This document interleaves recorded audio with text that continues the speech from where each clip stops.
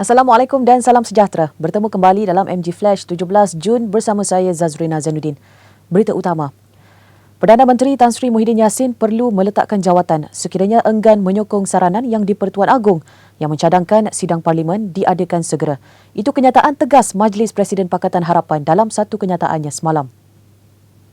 Majlis Presiden Pakatan Harapan berkata sekiranya Tan Sri Muhyiddin terus berlengah, itu bukan sahaja bermaksud beliau mengenepikan pandangan tuanku, malah turut memberi gambaran Perdana Menteri telah hilang keyakinan untuk mentadbir.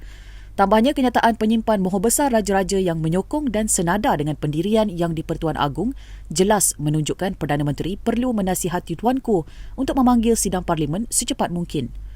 Tegas kenyataan yang ditandatangani oleh Presiden PKR Datuk Seri Anwar Ibrahim, Presiden Amanah Muhammad Sabu dan Setiausaha Agong DAP Lim Guan Eng itu, Parlimen perlu dibuka semula supaya semak imbang tata kelola dan pentadbiran negara dapat dijalankan. Selain itu, ordinan-ordinan darurat serta pelan pemulihan negara dapat dibahaskan dan perbelanjaan kerajaan untuk membantu rakyat dapat dibincangkan. Dalam pada itu, Menteri di Jabatan Perdana Menteri Hal Ehwal Undang-Undang Datuk Seri Taqiyuddin Hassan berkata kerajaan sebelum ini sudah bercadang untuk membenarkan sidang parlimen pada September depan. Katanya yang di-Pertuan Agong tidak menyebut masa tertentu untuk sidang parlimen dibuka, namun baginda menzahirkan supaya ia dilakukan segera. Yang di-Pertuan Agong pun tidak menitahkan perlu diadakan pada bulan berapa. Secepat mungkin. So, Perdana Menteri kita kata pun bulan 9 atau bulan 10. Sekarang ni kita dah hampir penghujung bulan 6, bulan 7, bulan 8, bulan 9. Sudah hampir dah. Beliau berkata demikian dalam program khas Anjuran Harakah Daily bertajuk Proklamasi Darurat berjaya atau tidak secara langsung di Facebook Lidah Rasmi PAS malam tadi. Datuk Seri Taqiyuddin juga menjelaskan bahawa seruan yang di-Pertuan Agong mengenai peranan ahli parlimen supaya menjadikan parlimen itu penting untuk membincangkan perkara berkaitan COVID-19.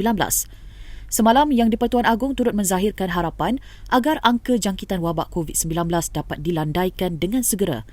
Baginda berpandangan vaksinasi adalah satu-satunya jalan keluar bagi mengawal penularan pandemik.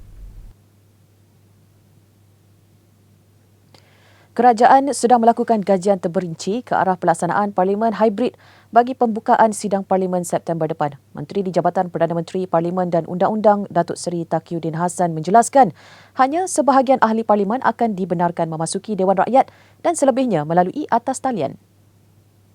Jadi atas dasar dalam masa kita berada di dalam pandemik COVID-19 ini, kita merasakan bahawa option ataupun pilihan yang ada kepada kita adalah buat persidangan secara hybrid ini.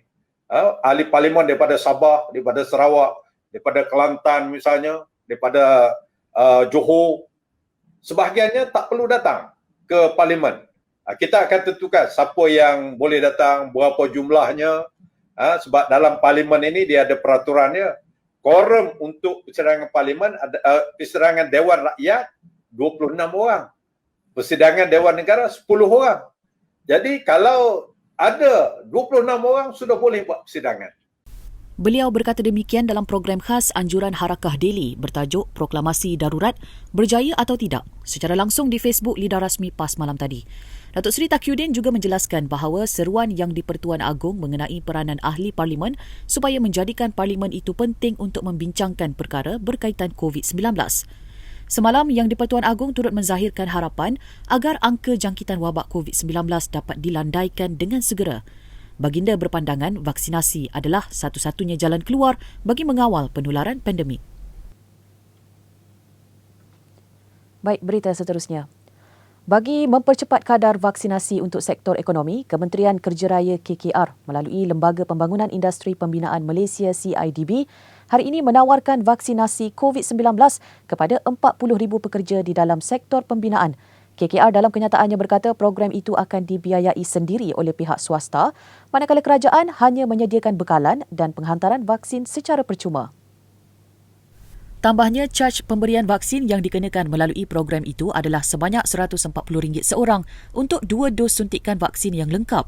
Bagaimanapun, CIDB katanya bersedia untuk memberikan subsidi RM50 untuk setiap pekerja dan menawarkan premisnya sebagai PPV secara percuma. Ini bermakna majikan hanya perlu membayar RM90 bagi setiap pekerja yang akan divaksin.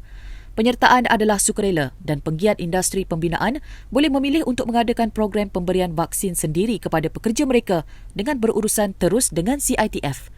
Program pemberian bagi sektor pembinaan itu akan dilaksanakan di Kuala Lumpur pada 30 Jun 2021 serta seluruh negeri Selangor pada 14 Julai 2021.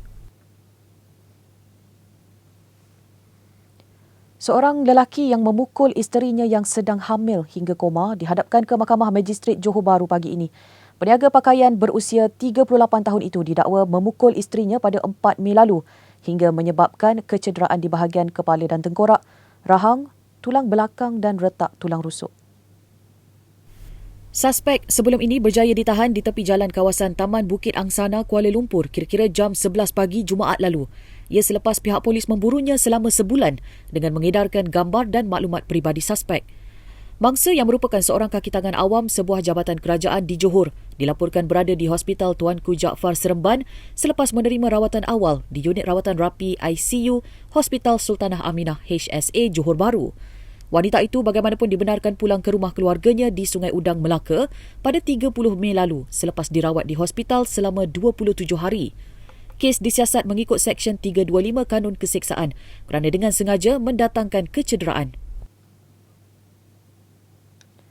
Mahkamah Tinggi Seremban semalam memutuskan punca kematian remaja perempuan Ireland Perancis Nora Ann Quarin awal Ogos 2019 sebagai tidak dapat ditentukan. Keputusan itu diputuskan Hakim Azizul Azmi Adnan bagi menggantikan keputusan Mahkamah Koroner yang menyebut kematian Nora Ann adalah akibat nahas atau peristiwa malang. Hakim Azizul dalam prosiding menerusi laman rasmi YouTube Badan Kehakiman Malaysia berkata, kemungkinan bahawa terdapat penglibatan pihak ketiga adalah rendah. Namun selepas meneliti bukti yang dikemukakan kepada mahkamah, kematian Nora Ann adalah berpunca daripada dirinya berada dalam satu situasi di mana dia tidak dapat melepaskan diri. Nora Ann berusia 15 tahun didapati hilang pada 4 Ogos 2019, sehari selepas dia dan keluarganya tiba di Malaysia untuk percutian 2 minggu di sebuah pusat peranginan dalam dusun di Seremban. Namun mayat remaja itu ditemui 10 hari selepas itu berhampiran sebatang sungai di sebuah lurah yang terletak kira-kira 2.5 km dari pusat peranginan tersebut. Laporan awal bedah siasat menyatakan kematian remaja itu tidak mempunyai unsur jenayah dan mangsa disahkan meninggal dunia akibat pendarahan usus yang disebabkan kebuluran serta tekanan berpanjangan. Laporan tersebut mengakhiri MG Flash buat masa ini. Teruskan bersama kami untuk mengikuti perkembangan terkini dari semasa ke semasa di platform media sosial Malaysia Gazette, di Facebook, Twitter, Instagram dan YouTube atau melalui portal kami di www.malaysiagazette.com. Assalamualaikum dan salam hormat.